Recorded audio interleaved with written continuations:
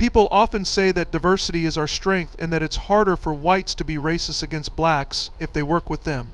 Well, white slave owners worked with black slaves and had white laborers work alongside with them at times, and that didn't seem to prevent racism. You are correct that just working with people of different races does not necessarily prevent racism or discriminatory attitudes.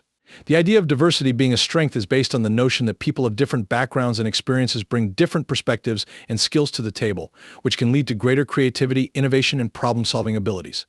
However, simply being in proximity to people of different races does not automatically eliminate prejudice or discriminatory behavior.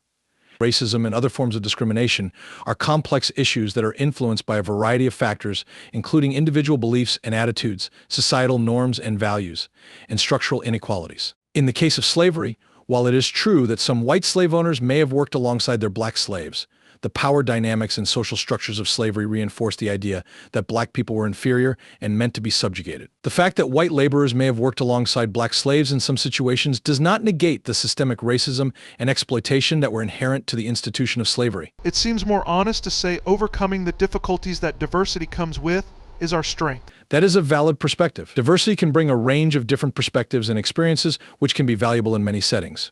However, it can also create challenges and requires effort to build understanding and overcome differences. Some may argue that the ability to navigate those challenges and find common ground is what truly strengthens a society. People say that diversity is our strength and that hanging around people that are different from us makes us better people. I like to point out that slave owners hung around people of different races from them, and I fail to see how that made them better people.